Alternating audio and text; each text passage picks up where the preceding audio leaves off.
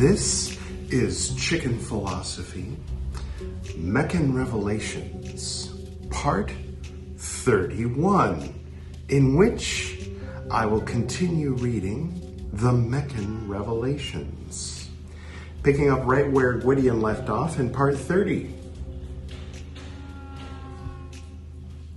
Sometimes, not very often, but sometimes I find it amusing to sit far away from the camera, but have the microphone next to me so the audio is fine, but visually it's different. I don't know. Well, see how it goes. It's not going to be like this forever, just for today. One moment. This, as you can see, is not a chicken, but close enough. Is this thing on? You see the chicken? So, yeah, we're not at home right now. Right now we're in North Goa. We live in South Goa. Right now we're in a place called Seolim. It's nice. It's nice. It's just nice to get away every once in a while, you know. Nice thing about living in Goa is you can go to a different part of Goa for a few days and it feels like you went on vacation, but you don't have to pay for a plane ticket, you know, so it's kind of nice. Now, the previous episode of Chicken Philosophy was The Secret of the Golden Flower, Part 15, and I put a little bit more effort into that one, so I'm going to put a little bit less into this one, not to help balance it out, it's just how it's working out. Now, I actually wasn't going to... I brought these things just in case I decided. I brought the books and all because I was thinking maybe I'd record one of these. But then I decided not to. But then I decided to again because right now, about this very moment, I don't have a clock, but anyway, I'm pretty sure it's now midnight on October 1st, right? Oh, wait.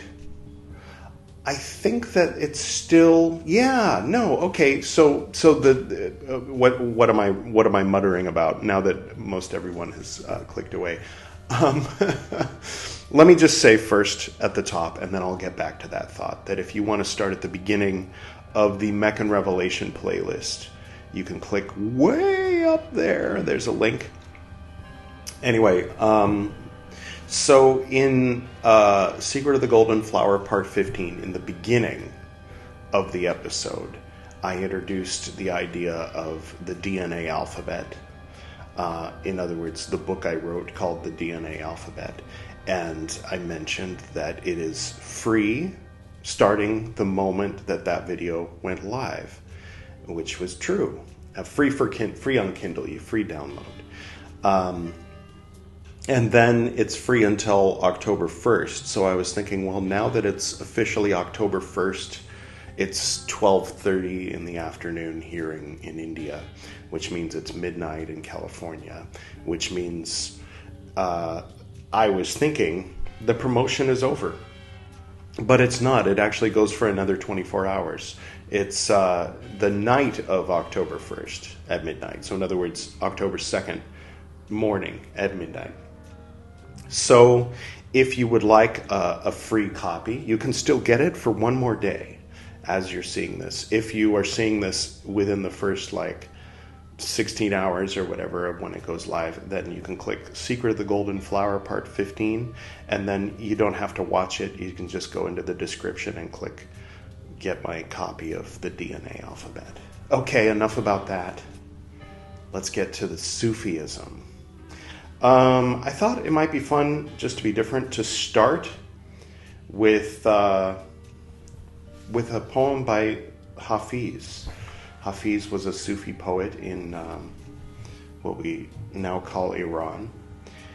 And he was, I think, about 150 years before Ibn al-Arabi, or after. I should know that. All right, Editor Edward, could you remind us what the dates are of Hafiz and Ibn Arabi.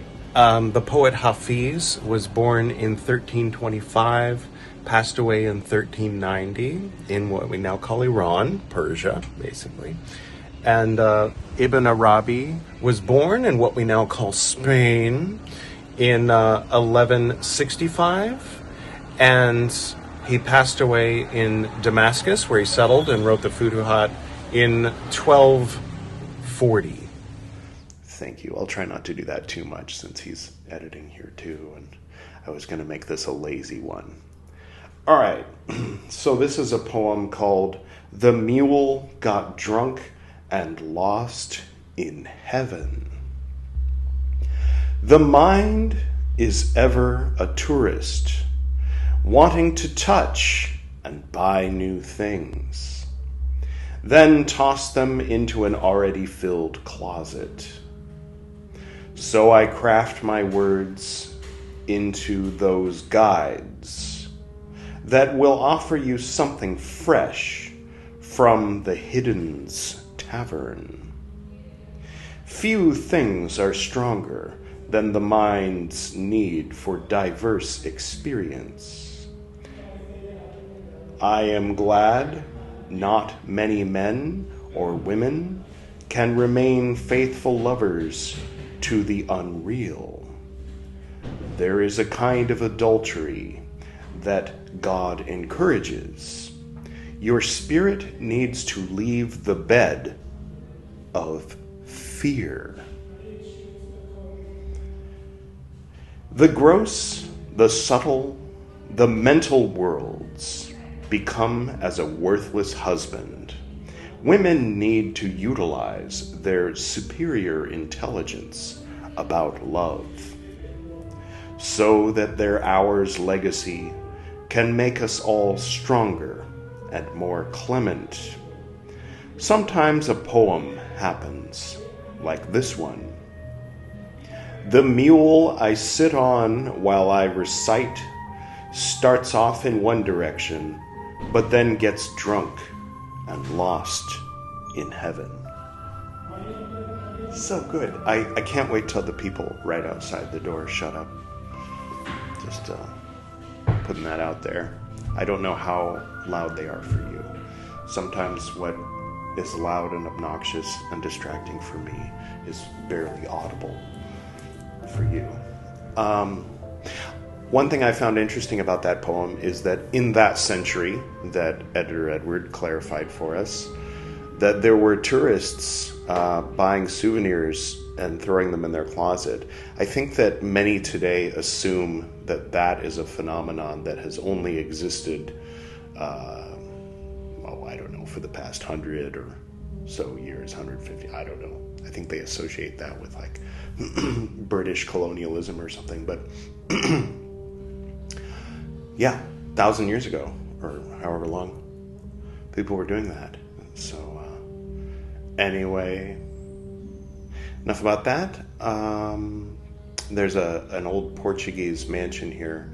The Portuguese came in the late 1400s to Goa and took it from the Ottomans. I think they had it at the time, and kind of carved out this little state. Apparently it used to be Maharashtra. At least someone from Maharashtra told me that. So take that as you will. But so there's this old house that's a museum, and they've got souvenirs from West Africa and China, Japan, and as well as different parts of Europe. But it struck me as interesting to imagine that somebody got in a boat in Portugal, and of course they don't just go directly. There's no one-way flights from Portugal to Goa in whatever century, 1600s. So they would have stopped at the Portuguese colonies along the way in Africa and so on, and then perhaps if somebody was a Portuguese family of means that lived in Goa in those old days, centuries of yore, then they might also get in a boat and go visit the Portuguese colonies, Macau in China, and of course in Japan. If you've seen Shogun, you're familiar with that. And collect little silver dishes, masks, statues. And so you go into this old Portuguese home here in Goa, India, and you find old statues, masks, and dishes from Africa and China and Japan. So there's some tourism for you from 300 years ago or so. Now I will stop rambling. Okay, I mean I'll keep rambling, but I'll ramble this. So he's answering those questions, and Editor Edwards, since I've already been pestering you, could you remind us who posed these questions and when they lived? Those questions were posed by the Sufi Imam al-Hakim al-Tirmidhi, who lived in what we now call Uzbekistan.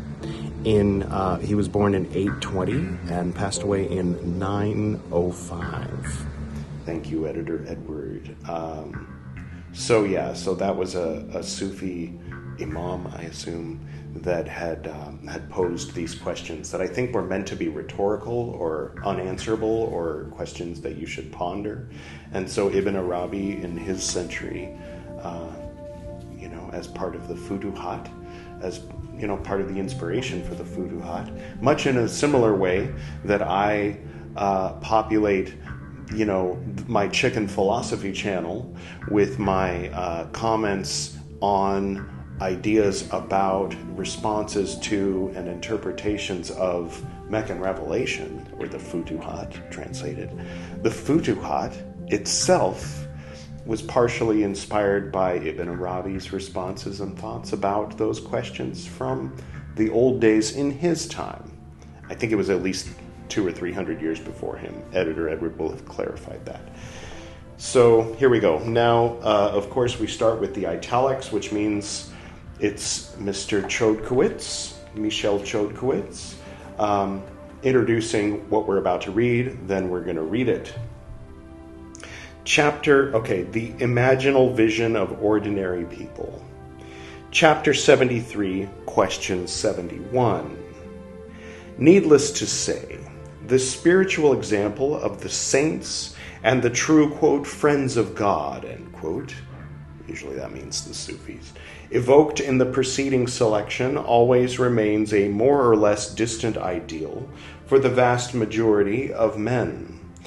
In briefly evoking the divine, quote, vision, end quote, of the mass of ordinary believers, Ibn Arabi alludes here to 4 fundamental themes or principles of his religious and metaphysical thought that constantly recur throughout the Futuhat, parentheses, including most of the chapters in this anthology, and parentheses. First of these is the indispensable but also highly ambivalent function of the ulama, i.e. the learned religious authorities in the popular sense of the term, as the guardians and transmitters of the external forms of the Sharia. Closely related to this are his assumptions concerning the complex types and hierarchies of spiritual and psycho-intellectual, quote, aptitudes, end quote, or predispositions that inevitably color men's conceptions of those forms, parentheses, and of reality more generally, end parentheses. And following from this is his understanding of the reasons why each Sharia, parentheses, including in Islam both the Quran and Hadith, end parentheses, primarily employs the methods of tashbih, I probably pronounced that wrong, of symbolic or, quote, imaginal, end quote, representation in its descriptions of God and of man's destiny, and in its prescriptions for worship and right action more generally. Finally, underlying all of these points is Ibn Arabi's distinctive conception of the fundamental role of khayal, parentheses, inadequately translated as imagination, end parentheses, in its manifold ontological and epistemological aspects, with regard both to the realities of the afterlife and to man's spiritual experience in general. Okay, that's the end of the italics. Now we're going to get to the actual translation of Ibn Arabi, and I'm going to attempt to do this without the glass for some time. If it gets to be a problem, then I'll pick it up again. What share do ordinary people have in contemplating him, with a capital H, bracket parentheses, on the day of the visit, and bracket parentheses, question 71.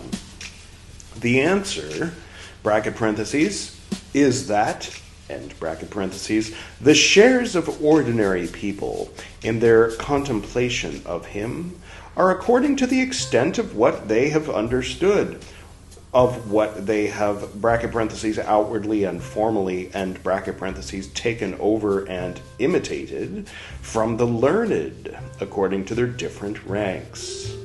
Now among them, there are those who have received from their learned authority, bracket parentheses, the formal knowledge, and bracket parentheses, he possesses, bracket parentheses, with nothing added, and bracket parentheses. And among them are those who have received from their learned authority to the extent of what he learned on the basis of his, bracket parentheses, limited, and bracket parentheses, intellect and receptivity.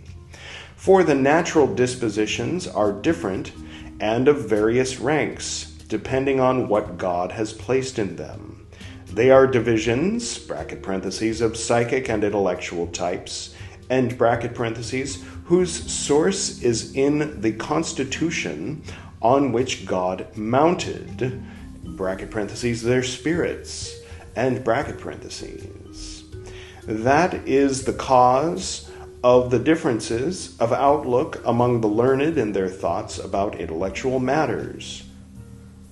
Thus, the share, bracket parentheses, of ordinary people, and bracket parentheses, in the pleasure of contemplating, bracket parentheses, God, and bracket parentheses, is their share in what has been presented to them in images, because the shares of the common people are imaginal, and they are not able to transcend material, bracket parentheses, forms, and bracket parentheses, in, bracket parentheses, their perception of, and bracket parentheses, the spiritual realities, in all those things which they enjoy in this world, the intermediate world and the other world.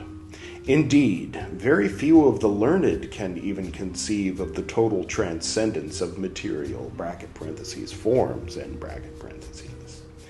This is why most of the Sharia came according to the understanding of ordinary people, although it also brings allusions intended for the elect, such as his saying, quote, there is nothing like him, end quote, Quran 42:11, and, quote, may your Lord be glorified, the Lord of might, beyond, bracket parentheses, all, end bracket parentheses, that they describe, exclamation point, end quote, Quran 37:180.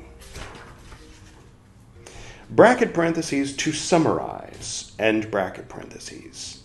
Every individual's share in, bracket parentheses, the vision of, end bracket parentheses, his Lord, is according to the extent of his knowledge and the extent of what he believes among the ranks of beliefs, their differences and their greater or lesser number, as has already been established in these sections. So know that, and God is the guide, Quran 22:54, etc. And in the, quote, market of paradise, end quote, is the knowledge of that to which we have alluded, bracket parentheses, here, end bracket parentheses.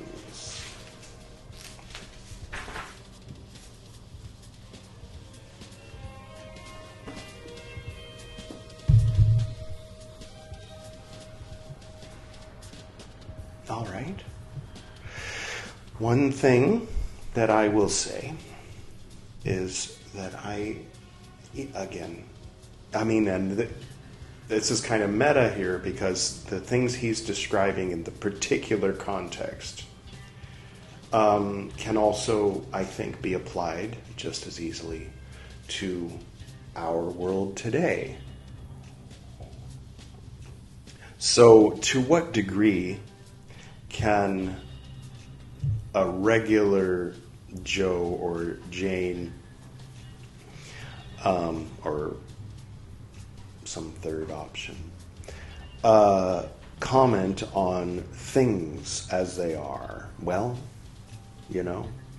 that depends on how well they've absorbed the knowledge of authorities, how well they've integrated it, what they believe, how well they believe, and how limited the authorities that they had learned from were, or how much they were able to pick up on their own, how much they were... it's sort of like... in a way, it's like, duh, which maybe that's not PC anymore, and PC isn't really what they say anymore. But you know what I mean. When you say duh, you're alluding to, like, people who are, like, mentally, like, duh. It's not a polite thing to say, Edward. Watch yourself, Edward.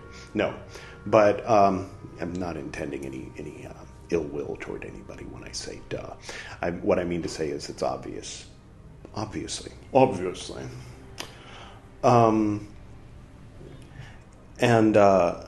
So 1,000 years ago, an ordinary person's ability to comment on things bigger than them, let's say, it depends on where they got it from, where they learned it from, and how well they were able to pick up on it, and how their belief or unbelief, works for that individual. Yeah. Kind of basic stuff. And also, about 1,000 years ago, there were tourists buying souvenirs, things they don't need, just because they thought, oh, this will remind me of the trip, here on Camelback, or in the old rickety wooden boat, or, in the caravan, or whatever century it was, and to which place and from which place. And then going back and throwing it in a closet and never looking at it again. So the general message, I think, that I'm taking away from both of today's readings, from Hafiz and from Ibn Arabi, is that some things never change, and that as much as, obviously you're looking at me on a magical, futuristic, glowing screen, something out of Star Trek, right? From the perspective of people just a few decades ago. Just a couple decades ago, right? 2004, there weren't quite people doing Zoom meetings, right? Maybe like the people with access to the high-speed internet connections of 2004 might have been able to finagle something like that, but I'm pretty sure most people weren't in that category yet. But now pretty much everybody is. There's places where people literally are starving, but they can do live video calls on their smartphones. Maybe hand-me-down smartphones, But what's my point? My point is, in spite of appearances, in spite of the fact that many things are different, many things are still the same.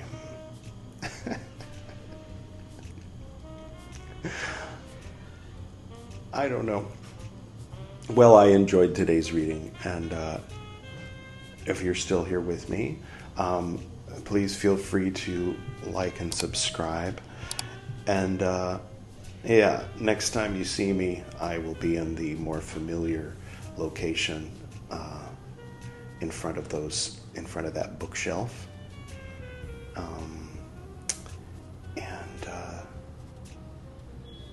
Okay. I think that's it. This is the point where I look around the room and see. Is this a short one? It might be a short one. I think it's a short. The reading was short, but it was the end of a section. So I thought, I don't want to begin something. We'll just finish with that nice, complete thought. And for now, thank you for tuning in, and I will go ahead and bid you a heartfelt